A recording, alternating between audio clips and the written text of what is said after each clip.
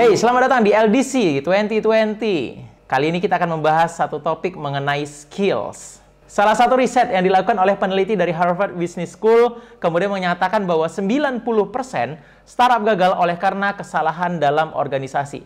Itulah kenapa kita akan membahas mengenai pentingnya skills dalam organisasi.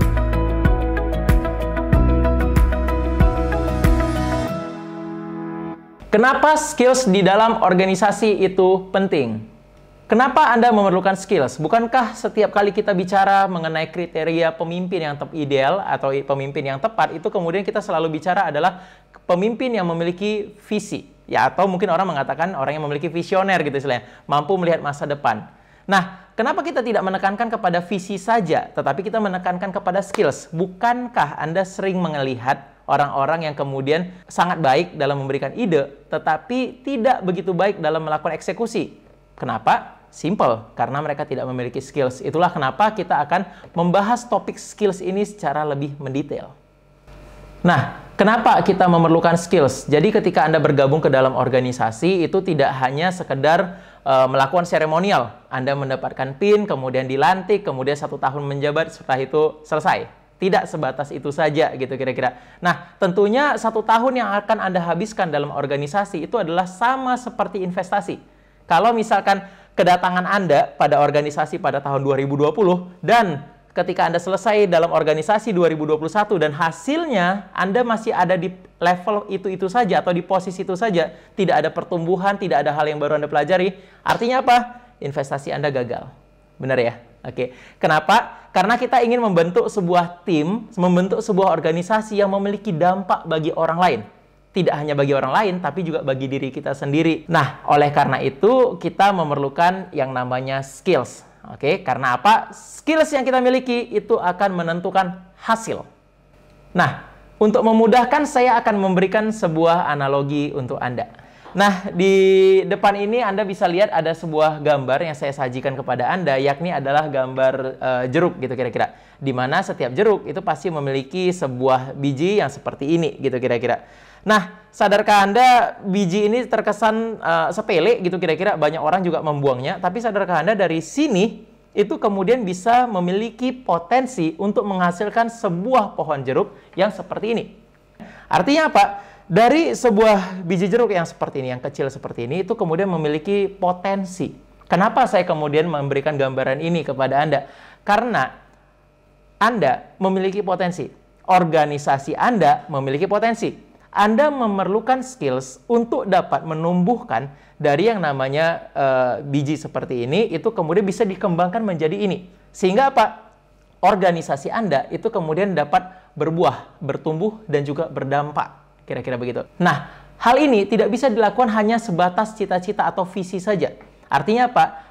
Semua Anda yang telah bergabung di dalam organisasi itu memerlukan skills. Supaya apa? Supaya Anda dapat bertumbuh dan juga organisasi Anda dapat bertumbuh dan juga berdampak bagi banyak orang. Sehingga investasi yang Anda lakukan ketika Anda bergabung dalam organisasi selama 1 tahun itu tidak menjadi sia-sia. Artinya apa? Anda dapat bertumbuh.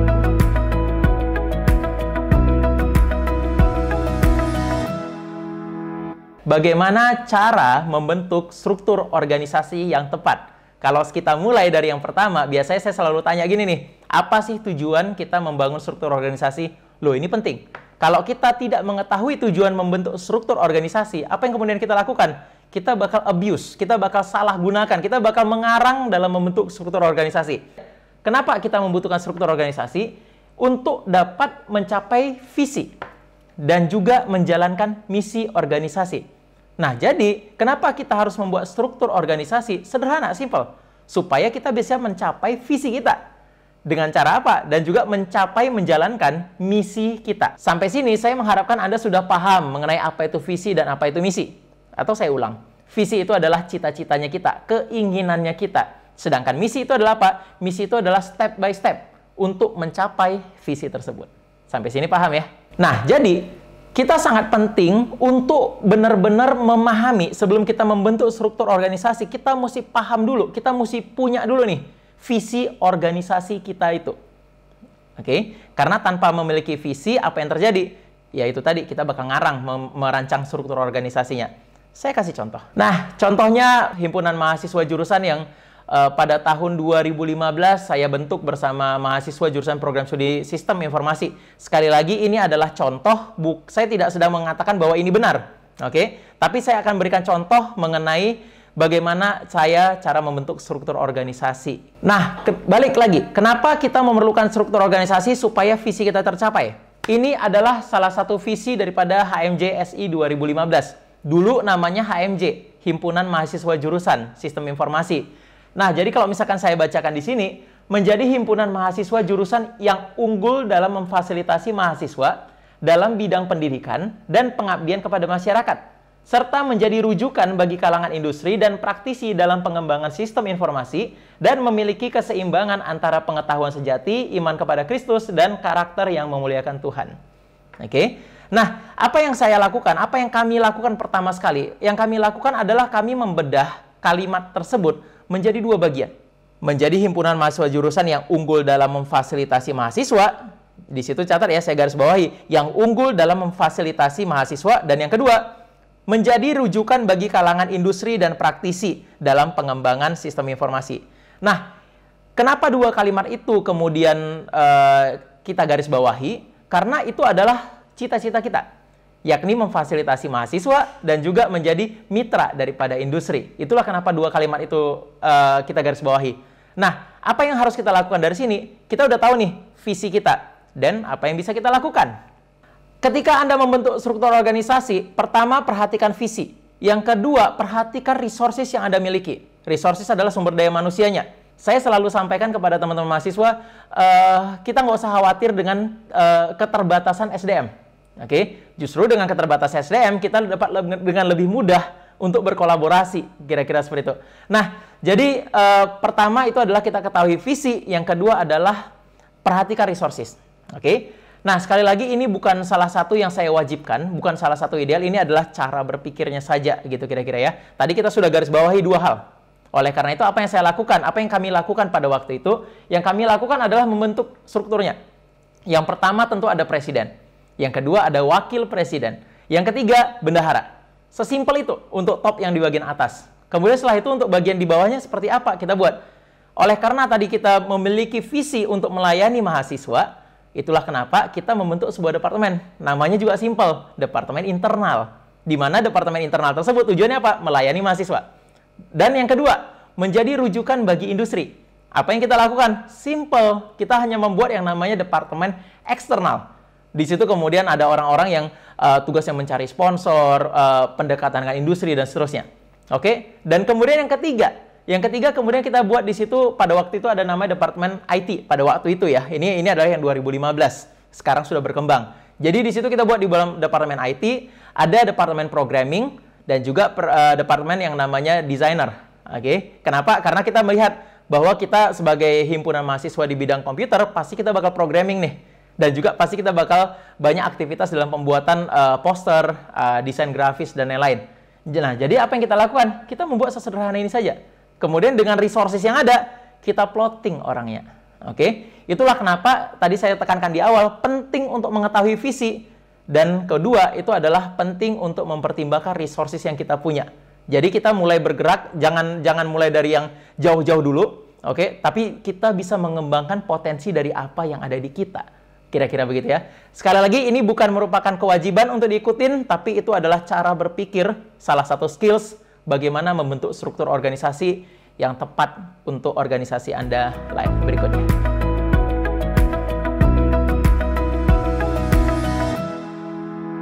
Semoga Anda masih tetap semangat. Oke, nah kali ini kita akan bicara salah satu topik skills yang berikutnya yang paling penting. Itu adalah cara menentukan orang yang tepat untuk posisi yang tepat. Saya akan mulai dari sini.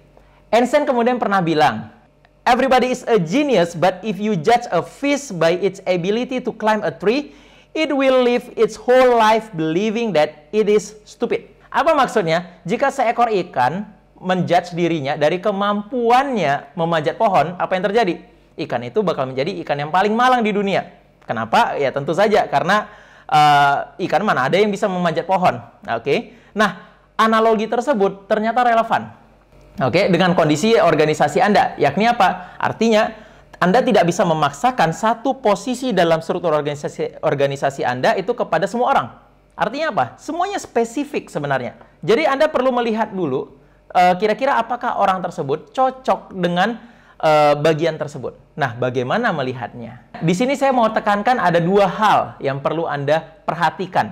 Oke? Jadi Anda sebaiknya dari sisi leaders atau dari sisi orang yang bakal bergabung organisasi, perhatikan dua hal ini. Oke, yang pertama itu disebut dengan individual skills, yang kedua itu disebut dengan team skills. Oke, jadi ada dua hal yang perlu kita perhatikan, individual skills dan juga team skills. Nah, di gambar yang di depan saya ada lampirkan sebuah contoh. Anda mungkin langsung melihat, oh ini adalah sebuah orkestra, ya kan? Nah, orkestra ini menarik. Kenapa saya lampirkan contoh ini sebagai pertama? Mungkin Anda bisa melihat ini memiliki banyak orang. Oke, yang dipimpin oleh satu orang arranger, gitu kira-kira ya. Nah, kalau Anda lihat masing-masing orang ini, boleh nggak mereka tukar-tukaran? Contoh pemain violin bertukar dengan pemain drum, penabuh drumnya, gitu kira-kira. Boleh tidak? Sebaiknya jangan. Kenapa? Karena masing-masing pemain yang ada di sini itu punya karakteristik spesial yang biasanya tidak bisa digantikan. Itulah yang disebut dengan individual skill. Oke, jadi mereka sudah memiliki individual skill masing-masing.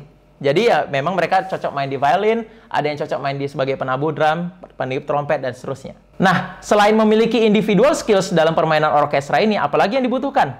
Yang dibutuhkan berikutnya adalah yang namanya team skills. Team skills itu seperti apa? Kemampuan berkolaborasi, ya kan? Kalau mereka memiliki individual skill semua dan kemudian tidak memiliki kemampuan berkolaborasi, apa yang terjadi? Kita nggak bakal, musik ini ketika dimainkan, itu bakal indah terdengar ketika dia memiliki namanya harmoni. Harmoni itu seperti apa? Ada yang kemudian menurunkan temponya, ada yang kemudian meninggikan suaranya, dan seterusnya. Jadi di situ ada yang namanya harmoni.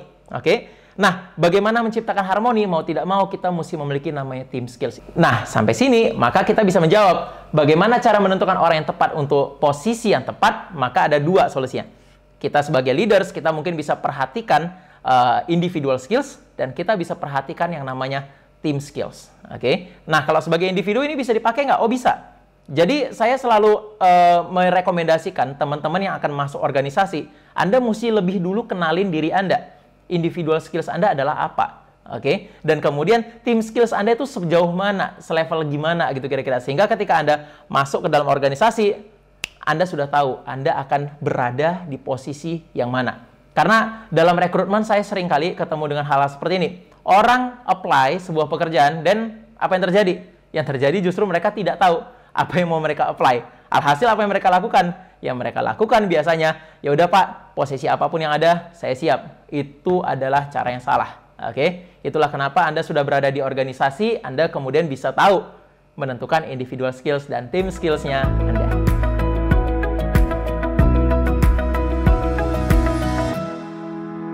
Nah, sekarang tadi kita sudah tahu, yakni bagaimana menentukan orang yang tepat untuk posisi yang tepat. Kita mesti tahu individual skills dan juga team skills. Nah, sekarang kita masuk topik berikutnya. Bagaimana kita bisa mengembangkan individual skills, oke? Nah, ini bisa Anda implementasikan nanti sebagai individu atau nanti ketika Anda sebagai leader dalam organisasi. Bagaimana supaya bisa mengembangkan individual skills? Ya, ketika kita membahas mengenai individual skills, oke?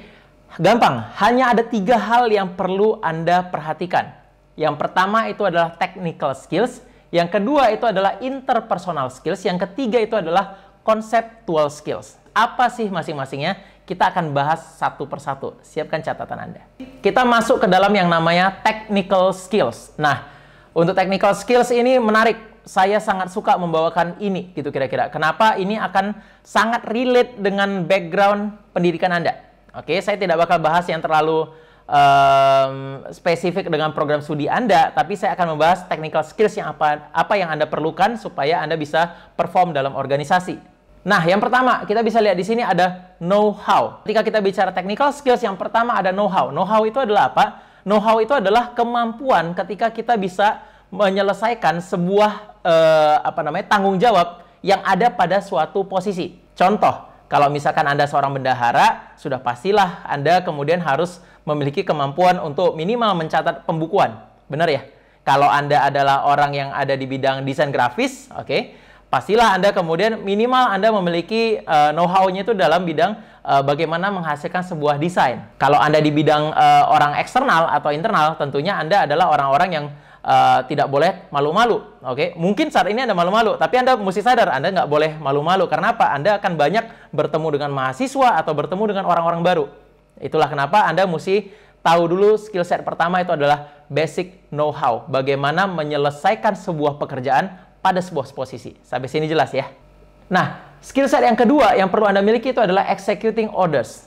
Oke? Nah, saya akan coba kasih sebuah pengalaman saya supaya Anda kemudian bisa relate dengan apa yang dimaksud executing orders ini tadi.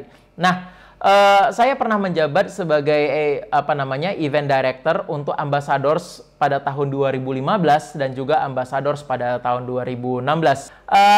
Sebagai event director itu adalah orang yang mengelola event dari awal sampai ending. Tentu ordersnya adalah perintahnya adalah menjalankan ambassador gitu kira-kira. Nah, saya selalu punya value yakni adalah if you cannot measure it, you cannot manage it. Jadi saya ambil salah satu kisah, salah satu hal yang saya hadapi ketika saya memanage ambassadors ini, gitu kira-kira. Nah, apa yang saya alamin? Pada waktu itu kita akan melaksanakan sebuah community service. Oke, kita melaksanakan sebuah community service atau pengabdian kepada masyarakat. Jadi kita coba pendekatan dengan salah satu sekolah dasar, kemudian kita tanya kemudian kira-kira SD ini kemudian butuhnya apa? Kemudian mereka sampaikan kepada kita, mereka sampaikan bahwa, oh kami saat ini membutuhkan sebuah rak buku, ya beserta bukunya. Kemudian apa yang saya lakukan, apa yang kami lakukan? Saya kemudian membentuk tim, kemudian kami coba melakukan hitung. Berapa sih budget yang dibutuhkan untuk membentuk sebuah mini perpustakaan maksud saya, gitu kira-kira. Nah, setelah punya hitung, kita dapatkan, oh ternyata kita membutuhkan dana sekitar 10 juta rupiah. Oke, nah kemudian saya kumpulin tim kita butuh dana 10 juta rupiah. Mungkin Anda bakal bilang, oh dari UPH gampang gitu saya. Tentu tidak dong gitu saya. Jadi kita diminta mikir nih, bagaimana ya cara yang bisa mendapatkan 10 juta rupiah tersebut. Nah, balik ke value tadi, if you cannot measure it, you cannot manage it gitu saya. Jadi kita mesti pintar mengukurnya dulu. Kalau kita nggak bisa ukur dengan baik, kita nggak bakal bisa kelola. Nah, apa yang kemudian kami pikirkan dan kami hasilkan, kami membuat sebuah campaign seperti gambar yang ada di samping kanan ini saat ini gitu istilah. Ini adalah gelang biasa, oke, gelang karet yang kemudian kami tempel dengan sebuah tulisan, bukan tempel lah, lebih tepatnya di press ya. Saya lupa istilahnya, di press dengan sebuah tulisan I #give back gitu kira-kira. I #give back. Apa yang kami lakukan ini adalah salah satu campaign di mana kami mengajak teman-teman mahasiswa untuk kemudian give back to society, memberikan kepada masyarakat gitu kira-kira. Nah, apa yang kita lakukan di sini? Di sini kita menjual gelang ini tadi dengan harga itu sekitar 50.000 atau 65.000. Saya lupa harga pastinya. Kalau saya nggak salah 65.000, di mana harga ongkos pembuatannya itu adalah 15.000. Jadi kita dapat margin 50.000, di mana di sini tujuannya adalah untuk donasi. Oke. Nah, ketika kita sampaikan ide seperti itu, artinya apa? Kita mulai bisa kalkulasi ya. Jadi kalau misalkan harganya itu 50.000, berapa sih yang kita butuhkan untuk bisa mencapai 10 juta? Ya gampangnya 10 juta dibagi 50.000. Hasilnya berapa? Oh, ternyata kita cuma butuh yang namanya 200 pembeli. Jadi mudah ya. Kalau kita lihat tadi yang namanya 10 juta, dibanding di sini dengan 50.000, 200 orang, lebih mudah. Pada waktu itu mahasiswa UPH saya lupa sekitar 500 atau 600. Oke? Nah, jadi itu yang saya maksud tadi. Kita mesti pintar, kita mesti bisa mengeksekusi sebuah perintah, tapi dengan dengan yang namanya presisi, memiliki perhitungan yang presisi, kira-kira seperti itu ya, supaya apa? Perintah yang kesannya besar tadi bisa kita pilah-pilah menjadi lebih kecil.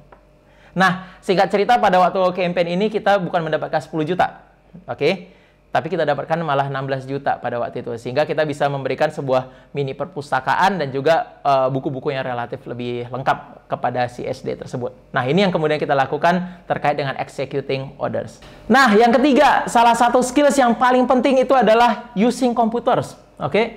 Using computers itu bukan lagi menjadi sebuah opsi. Oke? Bukan lagi menjadi sebuah, oh ini mah anaknya informatics atau information system. Enggak. Semua jurusan harus bisa using computers. Artinya apa? Menggunakan Excel, spreadsheet maksud saya, menggunakan Word, atau menggunakan presentation. Minimal itu deh gitu kira-kira. Supaya apa? Supaya kita kemudian bisa membuat sebuah report yang baik gitu kira-kira. Nah, jadi di sini Anda mesti memiliki skills ekstra untuk kemudian menguasai penggunaan daripada komputer ini. Nah, tapi penggunaan di era sekarang itu tidak hanya menggunakan paket Office yang tadi, yang seperti saya sebutkan 3 hal tadi, tapi udah naik level. Naik levelnya kemana? Sekarang sudah eranya cloud. Bener ya? Jadi kita simpan storage-nya itu di mana-mana itu udah di cloud gitu kira-kira. Jadi kita bisa akses oleh siapa saja. Itulah kenapa Anda mesti memaksimalkan penggunaan Office 365-nya Anda. Kira-kira begitu. Supaya apa? Supaya organisasi Anda itu lebih manageable. Saya udah implementasi ini ke teman-teman HMP SSI dan HMP TIF gitu kira-kira. Apa yang kita lakukan? Saya selalu bilang, kalau kalian mau buat proposal, LPJ dan lain-lain, kumpulkan dalam satu buah storage cloud. Supaya apa? Supaya kalau saya butuh, saya tidak perlu merepotkan banyak orang. Saya tinggal klik satu link, kemudian saya bisa akses semua LPJ-nya Anda, gitu kira-kira. Itulah yang kita lakukan terkait dengan yang namanya using computers. Kita kemudian mesti shifting ke arah situ. Jadi saya tidak mengoleksi yang namanya dokumen-dokumen kertas. Jadi kapanpun saya butuh, saya tinggal klik linknya, saya bisa akses semua LPJ, proposal, atau apapun itu. Oke, skills yang keempat, buying stuff itu menjadi penting. Buying stuff itu adalah membeli perlengkapan. Oke, pasti Anda bakal, kalau bicara beli, kalau cuma sekedar beli sekarang bukan hanya dari toko konvensional aja ya, atau mungkin toko atau grosir gitu kira-kira. Ya, mungkin Anda bisa banding-bandingin dengan yang namanya pembelian dari ranah online. Nah, tapi saya punya pengalaman nih terkait buying stuff. Sama seperti yang case ini tadi. Terkait waktu kita membeli gelang ini tadi, nah kita kebetulan belinya dari Bandung. Tim saya ketemu itu dari Instagram. Oke, mereka ketemu dari Instagram, kemudian ternyata, oh ada nih providernya, ada vendornya gitu kira-kira. Nah, kemudian apa yang terjadi? Ketika kita beli, barangnya nggak muncul. Wah, itu sempat panik tuh. Ini kita kena tipu atau seperti apa? Kita niat mau donasi, malah kok jadi begini gitu kira-kira. Nah, singkatnya pada akhirnya setelah kita telepon, setelah kita koordinasi, akhirnya barangnya muncul sih. Cuman rasa was-wasnya itu kan cukup memberatkan gitu kira-kira. Oleh karena itu saya selalu sarankan terkait buying stuff ini tadi adalah gunakan pihak ketiga seperti Tokopedia atau Bukalapak. Jadi kalau seandainya terjadi sesuatu terhadap barang tersebut, uang kita tidak langsung berada di pihak si vendor tadi, tapi ada di pihak ketiga yang kemudian mengelolanya lebih dulu. Oke, semoga pengalaman saya itu bisa bermanfaat untuk Anda. Yang terakhir terkait dengan technical skills itu adalah booking staff. Oke. Booking staff itu tidak hanya bicara mengenai yang namanya pemesanan ruangan. Pemesanan ruangan salah satu. Tapi di sini salah satu technical skills yang Anda perlu ketahui itu adalah pentingnya kita untuk memesan lebih dulu. Pentingnya kita untuk kemudian berkoordinasi lebih dulu. Baik dalam contoh Anda mau jumpa dengan kaprodi Anda contohnya. Ya Anda mesti lakukan dulu koordinasi. Pak, saya mau jumpa nih hari Selasa jam 15. Oke, boleh nggak saya jumpain? Di mana gitu kira-kira. Itu termasuk dalam pemesanan, oke? Dan kemudian pada hari H, remind kembali, jangan sungkan. Itu adalah cara orang yang profesional menjalankan peran dan tugas dan tanggung jawabnya. Semoga technical skills ini sudah Anda catat, kemudian Anda bisa implementasikan ketika Anda berorganisasi nanti berikutnya. Nah, sekarang kita akan masuk ke bagian interpersonal skills sebagai skills kedua yang wajib dimiliki oleh individu. Tapi saya tidak akan menjelaskan ini seorang diri, saya undang spesial untuk Anda. Oke, saya mengundang teman saya namanya Lisa, oke, Miss Lisa tentunya, yang merupakan salah satu dosen Anda juga. Mungkin bagi Anda yang pernah diajar, kita akan coba berkomunikasi dengan Miss Lisa. Halo Miss Lisa, apa kabar? Hai, Oki, gimana kabarnya? Wah, seru dengan WFH ya. Iya, seru. Terima kasih sudah mengundang, Nah, Miss Lisa, saya mau tanya nih mengenai interpersonal skills. Kebetulan di sini sedang hadir teman-teman yang lagi hadir pada sesi LDC 2020 gitu kira-kira ya. Nah, kenapa sih interpersonal skills itu penting gitu kira-kira, dan juga apa itu interpersonal skills? Mungkin bisa Miss Lisa ceritakan sedikit ya. Kalau kita ceritain tentang interpersonal skill itu, kalau secara teoritis ya, mungkin secara teorinya itu sebenarnya itu adalah kemampuan seseorang gimana dia bisa membangun hubungan yang harmonis dengan orang-orang sekitar. Mungkin sesederhananya itu adalah seperti itu. Jadi ini kemampuan dan keterampilan to build the relationship itself. Nah, pertanyaan kedua itu mungkin seperti ini, Miss. Kira-kira skills apa saja yang kita butuhkan untuk bidang interpersonal skills ini ya, Miss ya? Kalau kita pengen mengembangkan interpersonal skill kita, mungkin nanti saya akan lebih jelaskan kepada 5 hal ya, 5 hal interpersonal skill yang sangat penting. Tapi mungkin saya pengen jelasin sedikit. Tadi kan saya ada nanya, kenapa itu penting? Gitu.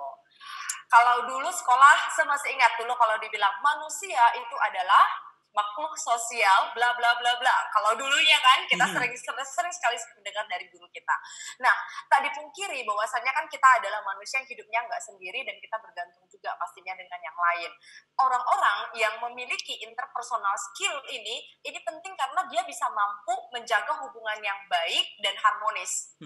Jadi ini kalau dia mampu menjaga hubungan yang baik dan harmonis tentunya akan memberikan pengaruh ke pergaulan hidup dia yang nantinya untuk karir dan bisnisnya suatu hari nanti ini ternyata dampaknya sangat besar. Gitu. Nah, melanjut pertanyaan tadi kalau hal yang sangat penting dalam interpersonal skill mungkin aku akan singkatkan untuk 5 hal. Yang paling penting pertama itu adalah listening skill. Kalau di dalam bagian dari interpersonal skill. Kenapa kita katakan tentang listening skill number 1 dulu? Ternyata kemampuan mendengar itu adalah keterampilan yang paling susah dilatih tanpa kita sadarin. Kalau kita mampu memiliki this is the listening skill, itu akan membuat kita tentunya akan lebih mudah untuk mengupgrade interpersonal skill yang lainnya.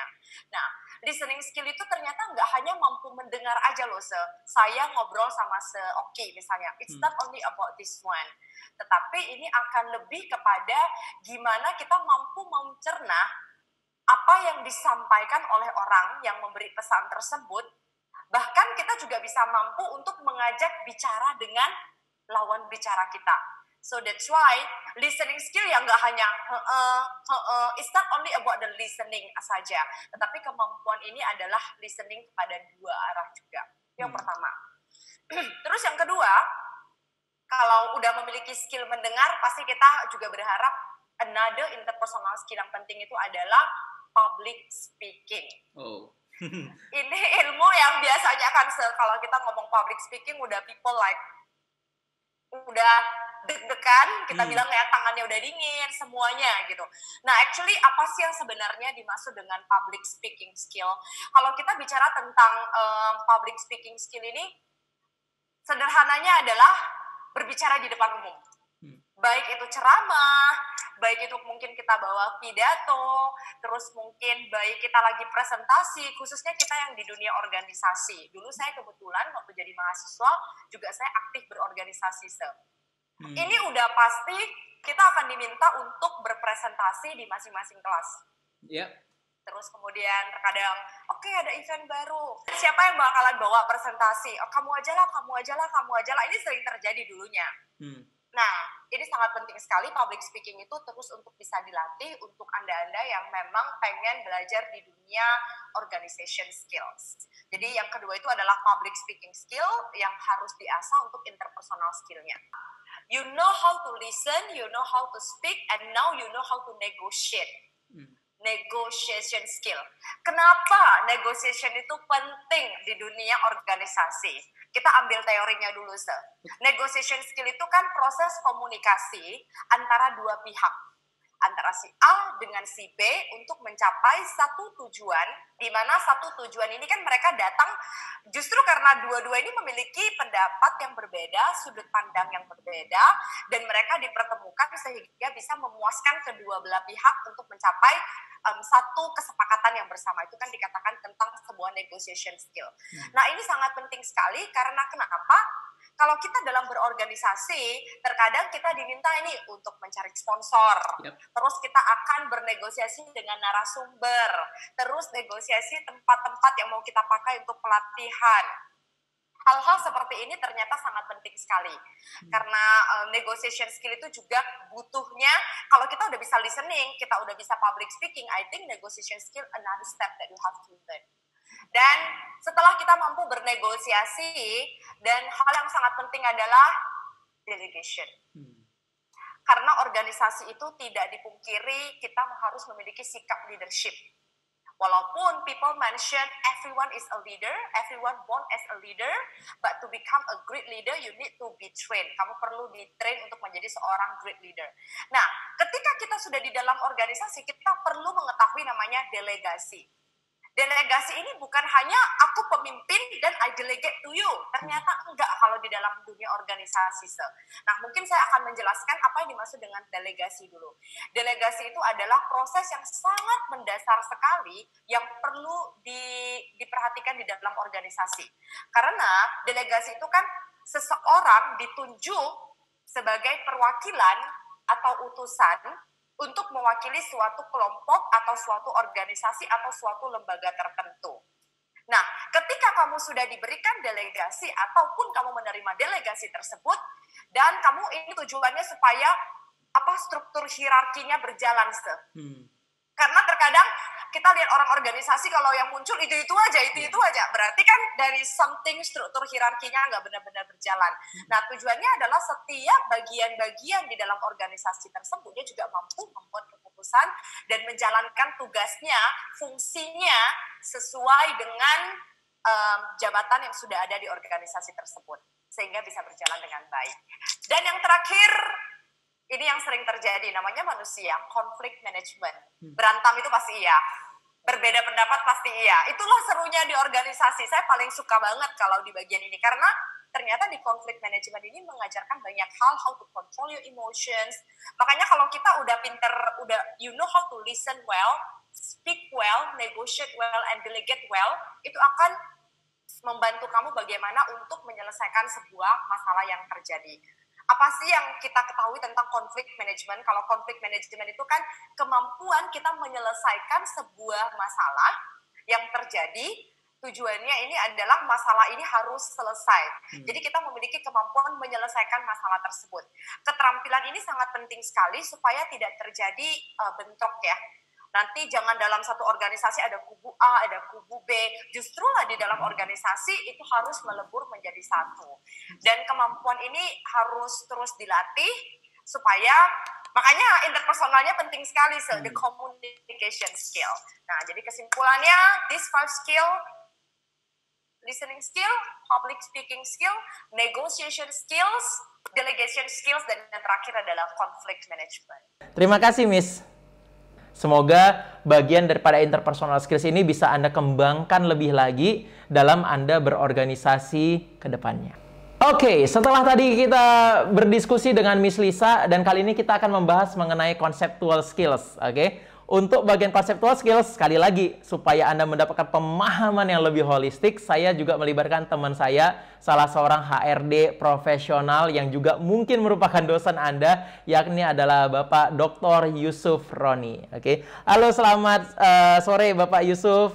Hai Pak Oki, malam Pak. Nah, Pak, saya mau tanya nih gitu kira-kira mengenai conceptual skills. Kira-kira conceptual skills itu adalah apa ya? Dan kenapa itu penting, Pak? Makasih Pak Oki.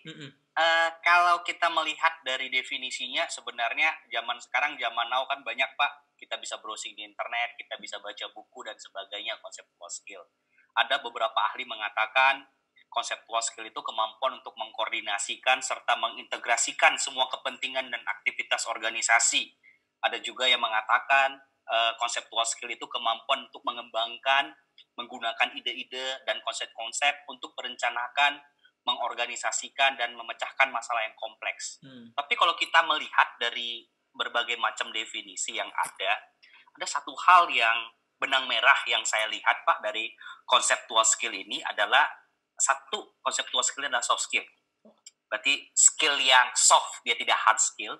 Kalau dalam manajemen itu salah satu managerial skill yang harus dimiliki, apalagi di zaman industri 4.0 saat ini, di mana kemampuan-kemampuan soft skill itu menempatkan prioritas yang utama apabila kita ingin bersaing.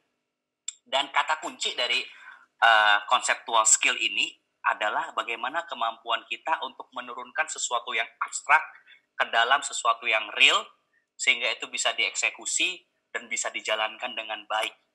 Kurang lebih kalau menurut saya berdasarkan pendapat-pendapat ahli dan hasil dari interpretasi saya seperti itu Pak Oki. Nah, pertanyaan kedua Pak, terkait dengan conceptual skills ini tadi, kira-kira skills apa saja yang kita butuhkan untuk mengembangkan bidang conceptual skills ini ya Pak ya? Wah, ini pertanyaan bagus nih Pak. Bagaimana implementasinya ya Pak ya? Bagaimana supaya conceptual skill ini bisa kita praktekkan apabila kita memasuki organisasi. Tentunya karena ini skill, pertama butuh latihan. Dan teman-teman sekalian jangan berharap ketika kita lakukan, kita langsung bisa. Namanya skill itu butuh waktu, butuh latihan, dan butuh pengalaman. Tapi bukan berarti kita tidak bisa memulainya. Yang paling penting saya kira ada 4 aspek, Pak Oki, apabila kita mau benar-benar mempraktekkan konseptual skill ini, terutama dalam organisasi. Salah satu yang pertama, dan saya kira yang paling penting adalah translating vision. Yaitu di mana kita mampu mentranslate, mencascade visi yang ada. Kalau namanya visi itu kan impian, Pak. Impian itu sering sekali jarang mampu untuk ditranslatekan, sehingga impian akhirnya jadi imajinasi. Tapi impian itu kalau kita mampu mentranslatekannya dalam bentuk konkret, itu akan menjadi salah satu goals, atau kita bisa bilang tujuan ya Pak ya, yang konkret yang bisa kita capai. Jadi seorang pemimpin atau seorang yang ingin mempraktekkan konseptual skill harus mampu mentranslate visi. Supaya teman-teman gampang melihatnya, misalnya contoh aja Pak, saya punya visi ingin menjadi manusia yang lebih berguna, itu sangat abstrak. Harus mampu ditranslatekan, berguna di bidang apa. Misalnya saya ngambil contoh pribadi, saya ingin berguna terutama untuk bermanfaat untuk orang lain di bidang pendidikan. Berarti visi yang besar itu mampu kita translate ke dalam hal yang konkret. Yang kedua, yaitu decision making, di mana kita mampu untuk membuat pilihan-pilihan. Apabila misalnya saya ingin bermanfaat bagi orang lain, saya translate di dunia pendidikan, itu juga banyak pilihan. Apakah mau mendirikan sekolah, apakah mau mendirikan universitas, apakah ingin bangun tempat kursus, tempat pelatihan, dan sebagainya. Kita harus dapat memilih decision making. Tentunya ketika once kita sudah decide suatu pilihan, kita harus mampu membuat pilihan itu menjadi sesuatu yang terplanning, sehingga bisa dilaksanakan, sehingga bisa kita ukur. Jadi mampu membuat rencana. Dan dalam membuat rencana, terutama zaman saat ini Pak Oki, sangat penting ada namanya contingency plan. Jadi ada plan A dan plan B. Bahkan kalau boleh ada plan C-nya. Dan untuk itu Pak, kadang-kadang dalam pelaksanaan perencanaan ini tidak semudah yang kita pikirkan. Oleh sebab itu kita mampu harus ada yang namanya understanding plan. Kita mengerti planning kita tahu kapan kita melaksanakan plan ini, dan kita tahu kapan contingency plan itu bisa kita terapkan. Kita tetap strike kepada goals kita, tetapi bagaimana untuk mencapainya kita harus fleksibel. Apalagi di era yang uncertainty seperti saat ini. Seperti itu, Pak. Wah, inspiratif sekali. Terima kasih banyak Pak buat sharingnya. Semoga sharing yang ini juga bisa memberikan salah satu benefit bagi teman-teman yang hadir pada LDC 2020 kali ini Pak ya. Thank you Pak Yusuf. Iya, jadi kita telah selesai untuk membahas bagaimana mengembangkan skills individu Anda. Yakni tadi kita sudah berkenalan dengan technical skills, kita sudah berkenalan dengan interpersonal skills, dan juga conceptual skills. Dan saya sengaja melibatkan teman-teman saya supaya Anda kemudian bisa mendapatkan pemahaman yang lebih menyeluruh terkait dengan individual skills ini tadi. Oke, kita lanjutkan ke topik berikutnya.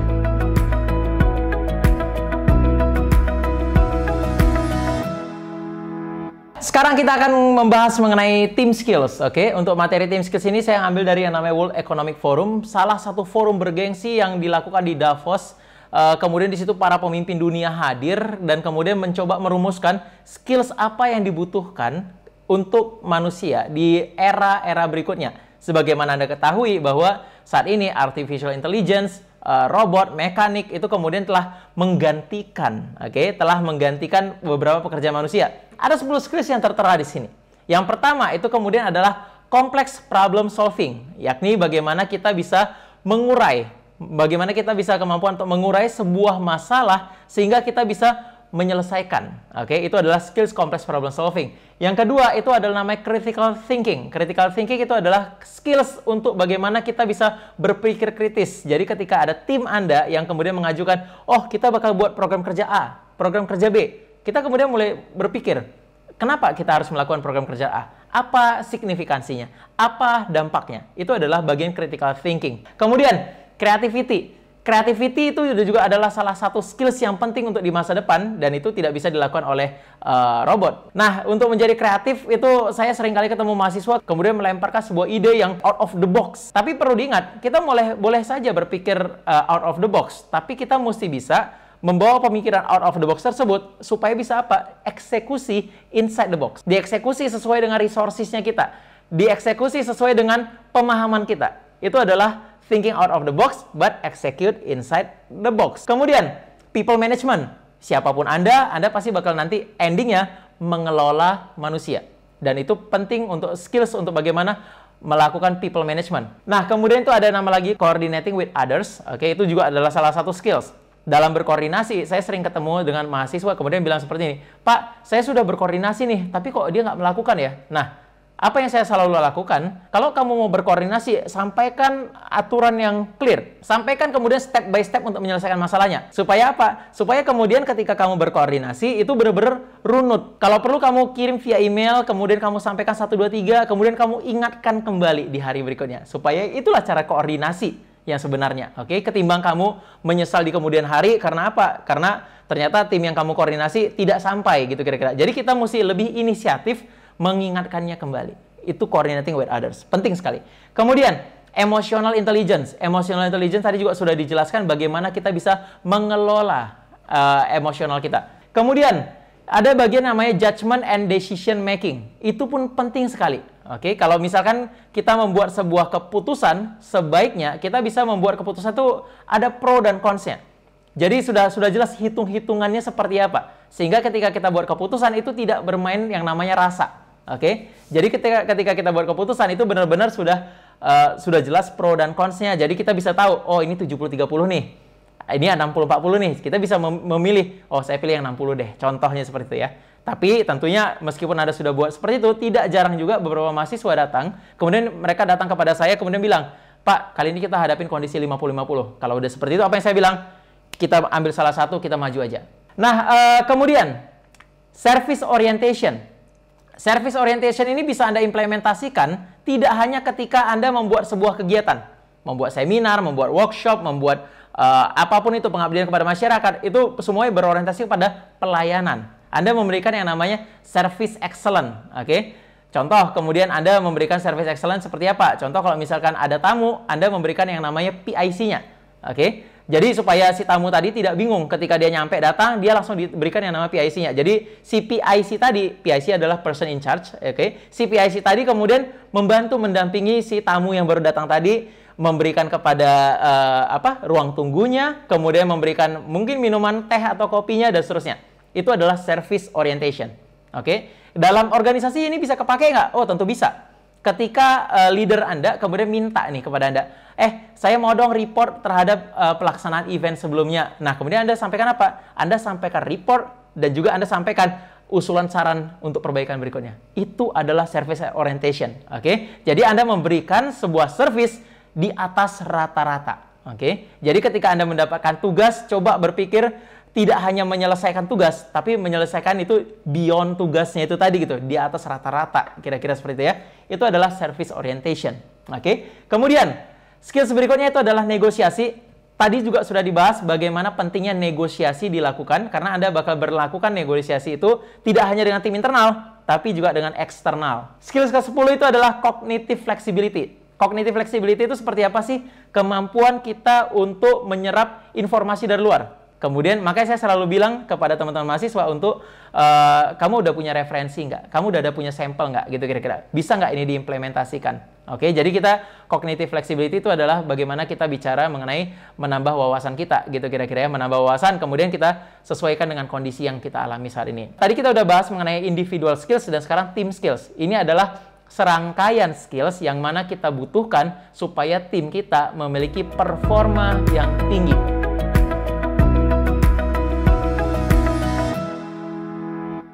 Sekarang kita akan bahas mengenai cara mengembangkan skills, oke? Nah, cara mengembangkan skills ini juga yang saya lakukan kepada organisasi, baik itu di HMP SSI atau HMP TIF, ataupun kepada teman-teman yang ada saat ini berkuliah, gitu kira-kira ya. Bagaimana caranya? Saya bagi menjadi 4 cara saja. Yang pertama, identify the skills your team needs. Kita mesti melakukan identifikasi dulu nih, skills apa sih yang mereka butuhkan. Yang kedua, do a candid assessment. Artinya apa? Kita melakukan assessment secara tidak langsung. Artinya apa? Kita melihat-lihat, oh ternyata dia kurangnya begini nih. Kemudian yang ketiga, create a plan to develop one skill. kita buat rencanakan untuk menghasilkan satu skills baru nih, supaya orang-orang di dalam organisasi kita memiliki skills yang sama gitu kira-kira, atau orang-orang yang mau kita layani memiliki skills yang sama. Oke. Yang keempat, execute your plan. Oke. Nah, supaya mudah, saya akan membuat sebuah contoh yang sudah kita implementasikan. Jadi langkah pertama adalah identifikasi skills. Oke. Nah, jadi apa yang kemudian kami lakukan bersama teman-teman organisator? Yang kami lakukan adalah kemudian kami mencoba diskusi nih dengan teman-teman yang dari industri. Kemudian kami datangkan alumni, kemudian kami diskusi dengan teman-teman industri, kemudian kita tahu bahwa salah satu skills yang dibutuhkan di masa depan itu adalah skills untuk di bidang UI UX. Oke. Bagi yang belum tahu, UI itu adalah user interface, UX itu adalah user experience. Gampang itu adalah bagian daripada desain, gitu kira-kira. Nah, itu tadi yang pertama. Kita kemudian melakukan identifikasi skills yang dibutuhkan oleh timnya kita, oleh mahasiswa yang ada di Fakultas Ilmu Komputer. Nah, kemudian apa yang saya lakukan? Yang kemudian saya lakukan atau sama yang kemudian dilakukan oleh tim organisasi saya itu adalah kita melakukan assessment. Assessment itu seperti apa? Kita kemudian testing nih gitu istilahnya. Kamu bisa desain nggak? Boleh desain A nggak? Boleh desain B nggak? Boleh desain C nggak? Dari situ apa yang kita lakukan? Apa yang kita dapat? Oh, ternyata benar. Kemampuan desain untuk teman-teman mahasiswa itu masih relatif minim. Oke? Itu adalah do a candid assessment. Kemudian apa yang saya lakukan? Saya kemudian ngumpulin nih kepada tim-tim daripada HMP SSI dan juga HMP TIF maksud saya. Nah, apa yang kemudian kita lakukan? Kita kemudian melakukan perencanaan. Wah, ini kita UI UX ini bakal menjadi salah satu skills penting nih di masa depan. Gajinya juga saat ini tinggi nih, gitu kira-kira. Nah, apa yang kita lakukan? Kita kemudian membuat perencanaan. Oke? Jadi saya kemudian bilang ke teman-teman HMP TIF sama HMP SSI, saya bilang, pokok 1 tahun kerja 1 tahun kamu berorganisasi, salah satu skills ini mesti meningkat nih di tengah mahasiswa, yakni kemampuan untuk itu tadi UI atau UX gitu kira-kira ya. Nah, apa yang kemudian mereka lakukan? Mereka buat nih langkah-langkahnya. Nah, terjadilah event-event seperti ini. Oke, saya lampirkan salah satu sampel di mana kita mengundang salah satu namanya ada Moorhead, itu dari Amerika, diundang datang ke Medan untuk ngapain? Untuk share mengenai UI UX itu seperti apa sih industrinya. Terkait dengan creating plan tadi ya, buat perencanaan tadi ya. Kemudian apa yang kita lakukan berikutnya? Yang kita lakukan berikutnya adalah saya kemudian mencoba mencari mahasiswa, oke, yang kemudian sudah punya skills ini untuk apa? Untuk sharing kembali ke mahasiswa. Jadi ini saya bilang kepada mahasiswa, ini adalah gerakan dari kita untuk kita, oke.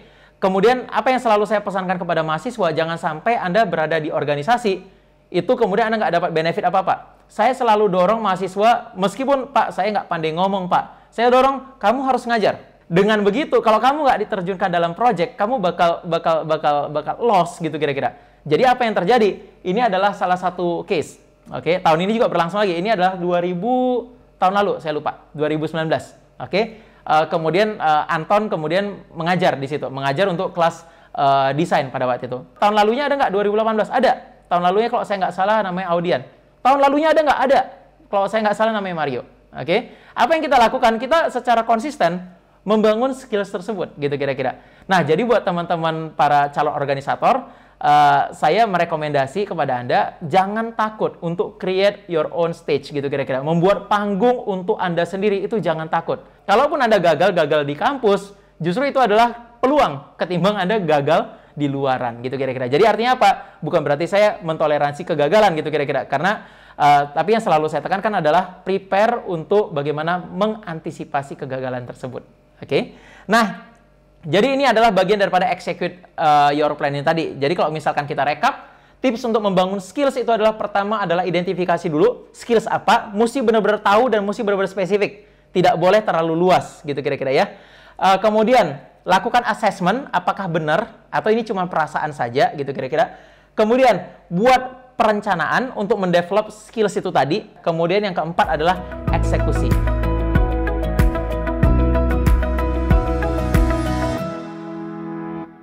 Hey, kembali lagi. Nah, jadi jangan tidur dulu. saya yakin Anda tidak tidur dong gitu, karena kita masih punya 40 poin lagi. Bercanda tentunya ya. Nah, kita bakal bahas 2 poin terakhir, oke. Ini adalah salah satu topik yang penting, yakni adalah menjalankan meeting yang efektif. Ini sangat amat penting untuk Anda dan untuk kita semua. Kenapa? Karena ini juga dipakai di dalam dunia kerja. Nah, bagaimana untuk menyelenggarakan sebuah meeting yang efektif? Caranya simple. Saya bagi menjadi beberapa poin yang bisa Anda langsung terapkan. Yang pertama, invite the right people. Kadang kita tidak perlu dalam meeting, kadang kita tidak perlu banyak-banyakan jumlahnya.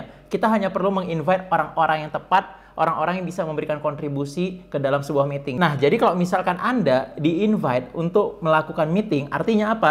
Orang sudah memberikan ekspektasi yang lebih terhadap Anda. Artinya apa? Anda harus kemudian memberikan kontribusi kepada meeting tersebut.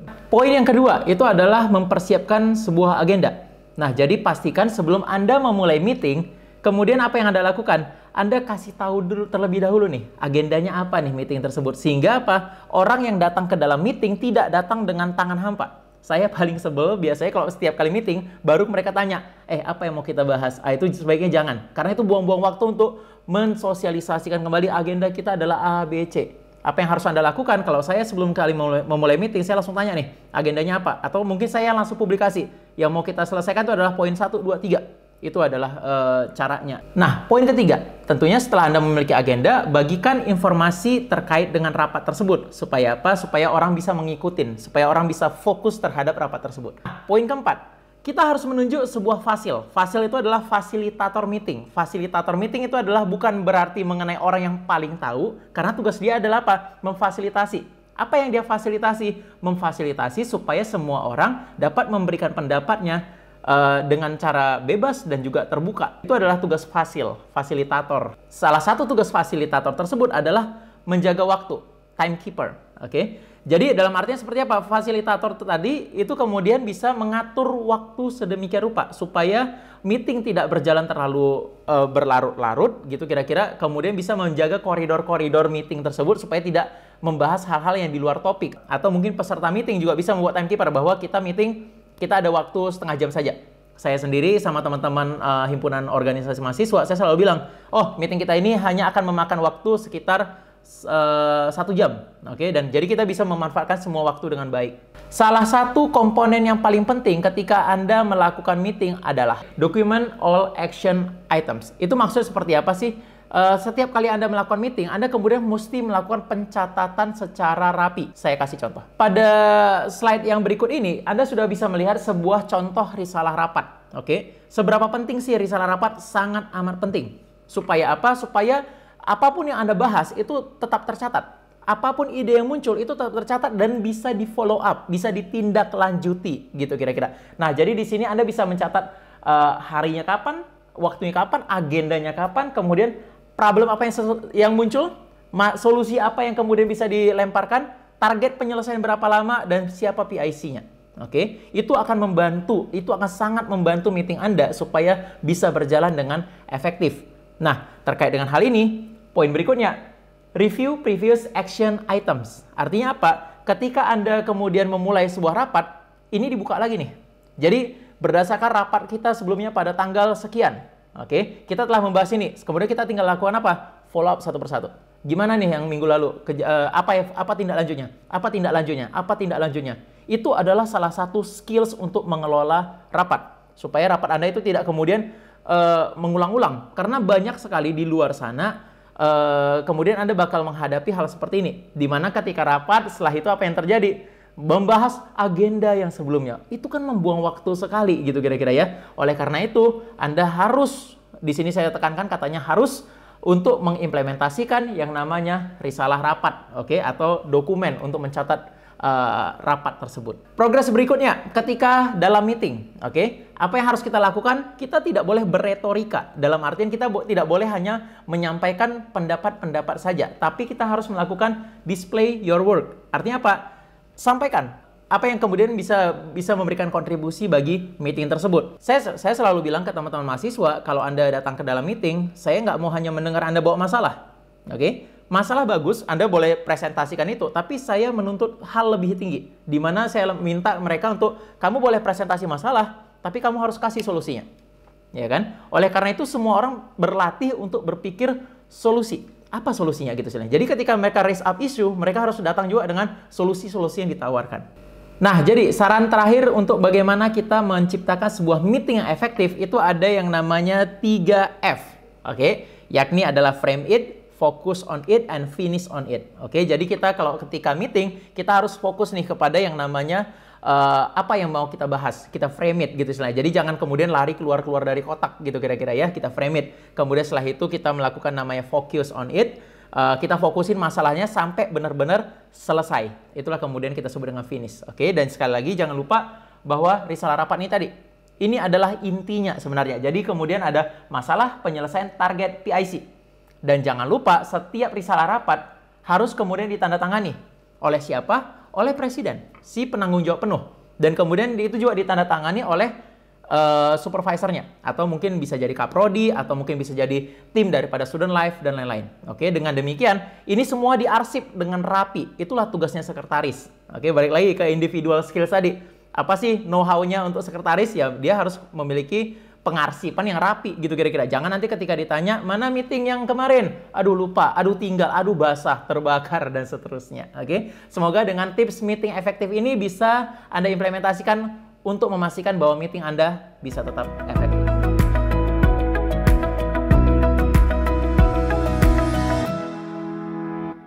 Nah, sekarang kita masuk ke topik terakhir. Oke, kali ini beneran terakhir.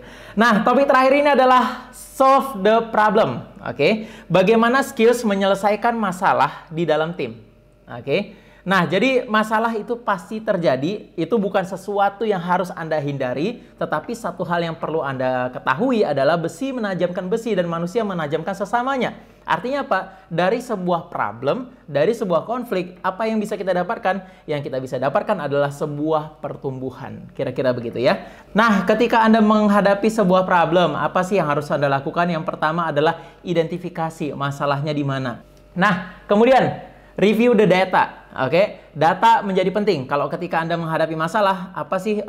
Anda bisa melakukan survei, contohnya Anda bisa melakukan kuesioner. Emang masalahnya ini letaknya di mana sih? Karena sekali lagi hindari menggunakan asumsi, hindari menggunakan perasaan. Oke, jadi kalau misalkan Anda sudah membuat keputusan dengan rasa-rasanya, biasanya itu akan menjadi sebuah keputusan yang tidak valid, gitu kira-kira. Nah, yang berikutnya, brainstorm potential causes. Oke, brainstorming itu adalah gimana kita duduk bersama, kemudian mencari tahu penyebabnya adalah apa. Oke, tadi kita sudah punya data nih, gitu kira-kira kan, kita lemparkan survei contohnya. Kita sudah punya data, ternyata masalahnya adalah ini, dan ini, gitu kira-kira. Kemudian kita mungkin bisa melakukan brainstorming, duduk, rapat, dengar masukan. Kita sampaikan nih kepada mereka kan, ini sekarang ini kita meeting, problemnya adalah ini. Yang saat ini kita punya data adalah ini, dan ini. Kemudian kita lemparkan ke dalam forum. Baru biasanya di situ kita bisa mendapatkan opsi-opsi solusi yang muncul untuk menyelesaikan masalah ini. Kemudian setelah kita mengetahui masalah dan solusi, apa yang harus kita lakukan? Sama. Kita yakni mesti membuat yang namanya action plan. Apa yang harus kita lakukan supaya masalah tadi itu bisa terselesaikan dengan baik. Langkah pertama, langkah kedua, langkah ketiganya itu adalah apa? Nah, langkah terakhir itu adalah kemudian monitor your progress gitu kira-kira. Jadi setelah kita ketemu akar masalahnya adalah apa, solusinya adalah apa, kemudian apa yang kita lakukan? Dimonitoring terus. Oke, jadi tidak boleh hanya sekedar problem itu dibiarkan. Oke, karena kalau misalkan sebuah masalah Anda biarkan itu tidak hilang, tapi apa yang terjadi? Menumpuk. Oke, oleh karena itu apa yang harus kita lakukan? Kita harus mencari solusi-solusinya dan memastikan bahwa solusi tersebut berjalan. Oke, nah jadi itu adalah tips-tips yang bisa Anda implementasi ketika Anda ketemu masalah dan bagaimana cara solving the problems.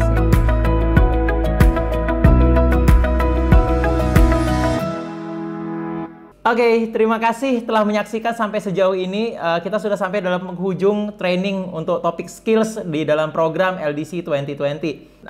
Nah, saya akan coba sharing satu hal terakhir, oke, terkait dengan value apa yang selalu saya pegang di dalam sebuah organisasi, gitu kira-kira.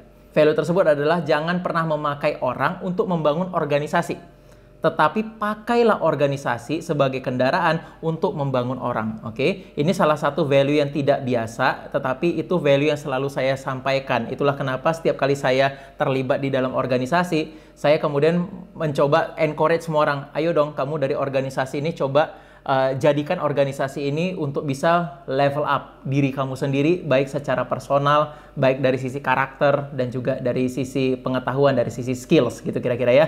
Jadi mungkin itu pesan saya sebelum Anda mengikuti ujian finalnya. Selamat melakukan ujian. Saran saya apabila workbook Anda cukup lengkap, harusnya Anda bisa pas untuk ujian tersebut gitu kira-kira ya. Nah, jadi sampai jumpa di lain kesempatan. Senang sekali saya bisa hadir bersama Anda secara virtual. Semoga nanti setelah kondisi pandemi ini selesai, kita bisa bertemu dengan kondisi tatap muka. Saya pengen say hi kepada Anda dan mengucapkan selamat bahwa Anda sudah melewati fase daripada LDC 2020.